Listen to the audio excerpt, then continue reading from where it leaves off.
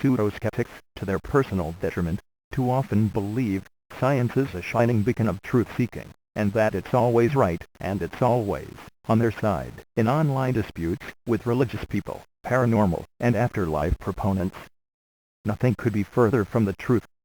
Science does not support disputatious pseudoskeptics online. No way. It supports politicians and corporations, like this article by Robert M. Schock, Ph.D., explains. So please wake up. Politics, money, science, who really decides which ideas are accepted and which are not? Despite the myth of the objectivity of pure science, there is nothing fully objective about the way practicing scientists actually pursue their business. Scientists, like everyone else, are influenced either subtly or explicitly by combinations of social, political, and religious pressures, even when reacting against such factors, and by deeply ingrained assumptions and worldviews that are virtually inescapable. The status quo rewards good scientists, those who toe the party line, with prestige, honor, promotions, grant money, personal gain, and even wealth. But those who step out of line may be severely punished. Politicians often have the ability to halt the serious pursuit of certain scientific endeavors. This has been the case for thousands of years. Hero of Alexandria, 1st century AD, was well on his way to developing an effective steam engine. However, the politicians and administrators wanted nothing to do with such a device. The Roman Empire widely employed slave labor. If mechanical engines were used to irrigate fields, or for other aspects of production, what would all those slaves do?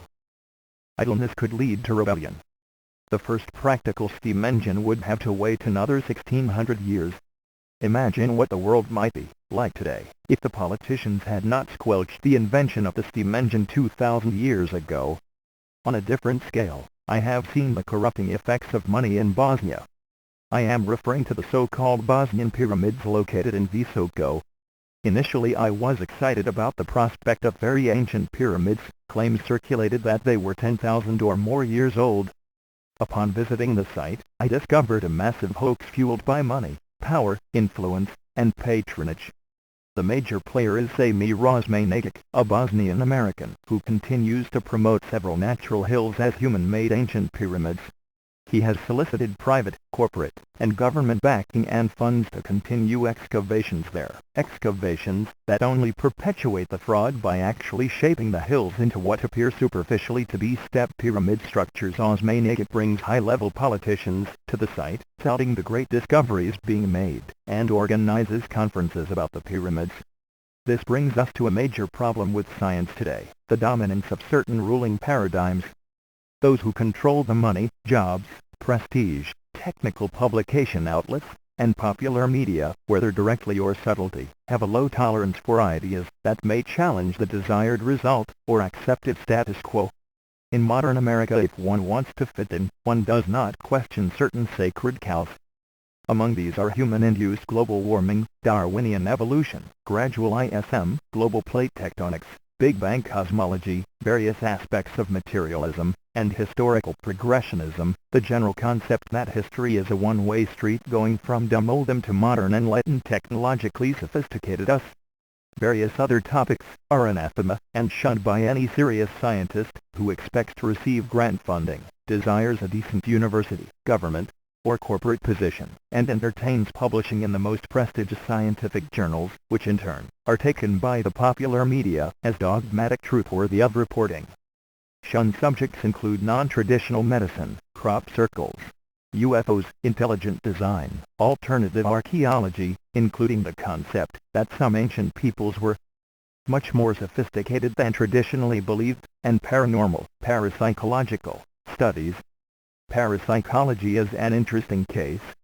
Telepathy, direct mind-to-mind communication, psychokinesis, mind over matter, and precognition have been studied extensively for over a century by some of the best minds, including PhD scientists, and even Nobel laureates. For example, Charles Richet, Nobel Prize in Physiology/Medicine, 1913, and Brian Josephson, Nobel Prize in Physics, 1973. The basic phenomena have been demonstrated over and over again, and even been put to practical use. There is a vast scientific literature on parapsychology, with specialized journals and societies. Yet, despite these facts, the average scientist does not consider parapsychology as science. It's a taboo. And knowing nothing about the subject and evidence, feels free to make disparaging statements about the field and any of its practitioners. If anything concerning parapsychology makes it to the popular media, the press is sure to interview some mainstream acknowledged authority, and will be fed a bunch of rubbish, supposedly debunking parapsychology. Pay attention, skeptics, a challenge is coming. A few words down, to belittle parapsychology even more, the media may include comments about crystal balls, fortune tellers, false seances, or quack astrologers, thus further condemning parapsychology by association.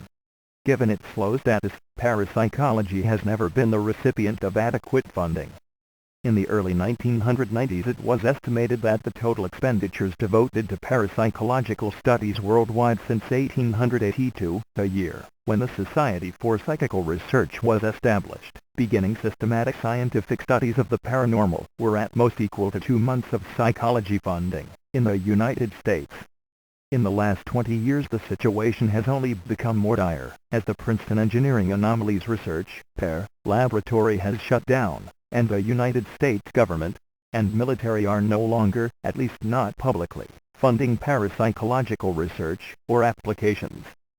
Between 1972 and 1995 the CIA, Central Intelligence Agency, the DIA, Defense Intelligence Agency, INTCOM, U.S. Army Intelligence Support Command, the NSC, National Security Council, and other federal departments funded, studied, and applied parapsychological techniques to military and, etc. So, pseudoskeptics, those devotees of James Randi, Michael Shermer, etc., who spend much time, head-picking religious people, campaigning online against paranormal and afterlife proponents, are deeply misguided if they think science is backing them up. It's not. Science is owned and operated by politics and money. Not you, dear skeptic. Why, did you ever think science was there for you, dear skeptic, and is always right, and always on your side, in online disputes, like some big brother, protecting you? Like some guardian angel? Please wake up. Did you know that James Randi proved water dowsing works in 1980, with Arthur C. Clarke as the scrutineer? Clarke, author of 2001, then presents a Utah professor, proving dowsing for a concealed object produces observable rod twitches over an electronically measured anomaly, a coat hanger, over a 60-foot course. And it's done successfully by 23 out of 25 randomly chosen people. Complete novices, like you, dear skeptic, copy the professor's demo. It's an adjacent video. Please wake up.